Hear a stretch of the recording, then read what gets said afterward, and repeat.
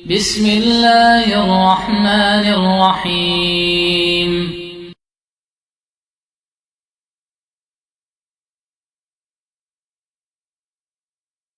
Wa fi sahih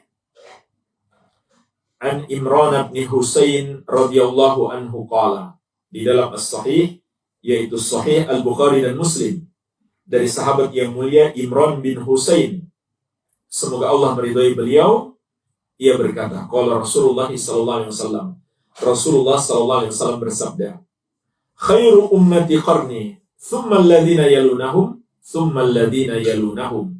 Sebaik-baik umatku adalah generasiku, kemudian generasi yang datang setelah mereka, kemudian generasi yang datang setelah mereka. Jemaah sekalian, hadis ini diawali dengan penyebutan tentang 3 generasi terbaik yang direkomendasi langsung oleh Rasulullah SAW. Sahabat, kemudian generasi setelah mereka, murid-murid mereka tabi'in, kemudian generasi setelah tabi'in, murid-murid mereka, yaitu tabi'ut tabi'in. Dan ini adalah termasuk dalil yang mengharuskan kita selalu menjadikan 3 generasi ini sebagai teladan utama setelah Rasulullah Sallallahu Alaihi Wasallam. Karena jelas Nabi Sallallahu Alaihi Wasallam menyampaikan dalam hadis ini, sebaik-baik umatku adalah generasiku, para sahabat. Tentu mereka yang terbaik, karena tidak mungkin Allah memilihkan untuk manusia yang paling dia cintai, Nabi Muhammad SAW, kecuali orang-orang yang terbaik, yang juga sangat dia cintai, para sahabat radhiyallahu ta'ala anhum ajma'in. Ya. Kemudian generasi setelah mereka, muridnya para sahabat, generasi tabi'in. Kemudian generasi setelah mereka, muridnya tabi'in, tabi'ut tabi'in. Inilah diantara dalil kewajiban mengikuti generasi salaf. Generasi salaf artinya generasi awal Islam. Sahabat, tabi'in, dan tabi'ut tabi'in. Ya. Dan masih banyak lagi dalil yang menunjukkan kepada kita kewajiban mengikuti jalan mereka dalam beragama. Dan pasti sesat orang yang tidak mau mengikuti jalan mereka. Sebagaimana dalam hadis yang masyhur tentang perpecahan umat, Rasulullah SAW bersabda, wa sataftariqu ummati ala 73 firqah kulluha fin nar illa wahidah ma ana alaihi wa ashabi. Umatku akan terpecah menjadi 73 golongan, semuanya di neraka kecuali satu, yang mengikuti aku dan para sahabatku. Dan sebaik-baik yang mengikuti sahabat adalah murid-murid mereka, tabi'in. Kemudian tabi'ut tabi'in. Dan mereka, jemaah sekalian, 3 generasi ini adalah orang-orang yang paling berjasa kepada kita. Karena merekalah yang pertama sekali mempelajari Islam ini dari Rasulullah SAW. Mereka hafalkan dengan baik, mereka amalkan juga, lalu mereka ajarkan kepada generasi berikutnya, sehingga sampai kepada kita hari ini. Jadi tidak ada jalan lain untuk masuk ke dalam surga kecuali mengikuti jalan mereka. Ini diantara dalilnya. Qala Imran, kemudian Imran berkata, fala adri adzakara ba'da qarnihi marratain aw thalathan. Saya tidak ingat jelas apakah Nabi SAW menyebutkan setelah kurun beliau, setelah generasi beliau, 2 atau 3 kali.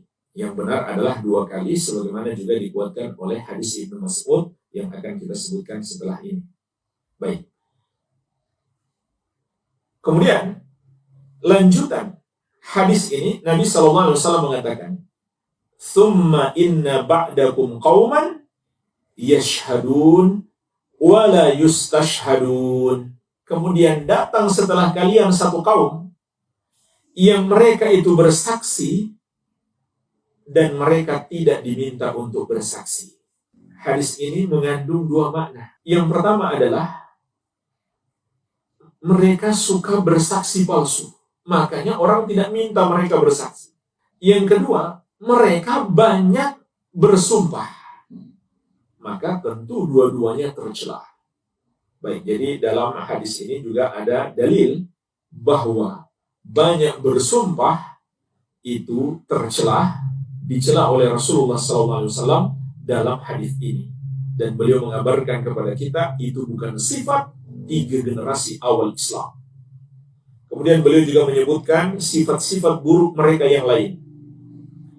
Wa yakhunun wa la yu'tamanun. Mereka juga suka berkhianat dan tidak amanah, tidak dapat dipercaya. Inilah sifat generasi belakangan. Semakin jauh masanya dari Nabi SAW, semakin banyak keburukan. Sebagaimana juga di dalam hadis yang diriwayatkan Al-Bukhari dari Anas bin Malik radhiyallahu anhu, Rasulullah SAW mengatakan, "La ya'ti 'alan nasi zamanun illa walladhi ba'dahu syarrun min hatta talqaw rabbakum." Tidak datang kepada manusia satu zaman kecuali zaman setelahnya lebih buruk daripada zaman sebelumnya sampai kalian berjumpa dengan Rabb kalian. Maka bayangkan, sudah sekitar 14 abad kita jauh dari masa Nabi Muhammad SAW. Tentu keadaan manusia sudah semakin jauh dari petunjuk-petunjuk beliau SAW. Di antaranya dalam hadis ini disebutkan mereka suka berkhianat dan tidak amanah, baik dalam masalah harta, masalah jabatan, dan yang lainnya. Mereka tidak amanah. Wa yanzurun wa la yufun. Mereka juga bernazar tapi tidak menunaikan nazar. Ini sangat tercela. Kemudian berikutnya kata Nabi SAW, wa yadharu fihi musliman. Dan nampak di tengah-tengah mereka kegemukan. Apa artinya jemaah sekalian? Syekh Ibnu Utsaimin rahimahullah ta'ala mengatakan, al-murad anna haula'i ya'tanuna bi asbabis siman. Maksud hadis ini bahwasanya mereka itu sangat memperhatikan sebab-sebab yang menjadikan mereka gemuk. Minal mata'im, yaitu makanan-makanan. Wal masyarib, minuman-minuman. Ini perhatian utama mereka. Sampai dibuat perlombaan, di-share di medsos berbagai macam bentuk makanan enak, minuman enak. Karena itu perhatian utama mereka. Subhanallah, apa yang diingatkan oleh Nabi SAW dalam hadis ini telah kita saksikan hari ini. Ada orang-orang yang punya perhatian yang sangat besar terhadap kuliner. Makan, minum. Bagaimana mendapatkan makanan dan minuman yang enak. Sampai harus melakukan wisata. Perjalanan jauh untuk wisata kuliner. Subhanallah.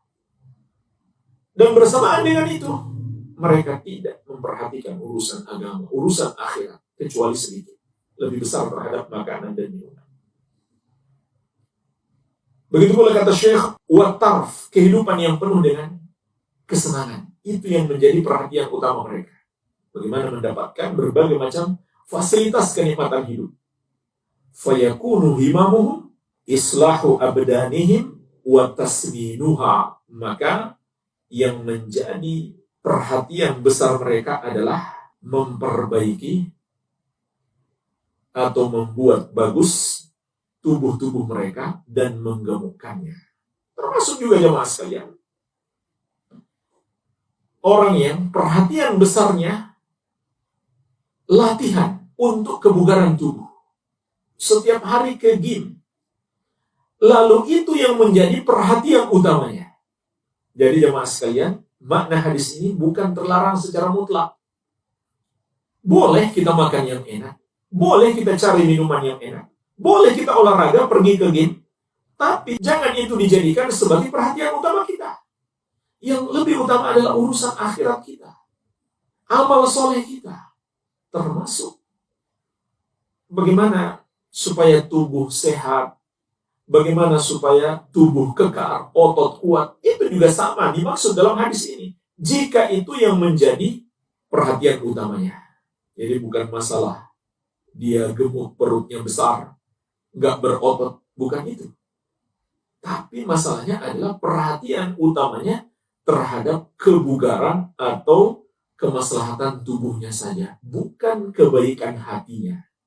Itu yang dicela oleh Rasulullah Sallallahu Alaihi Wasallam.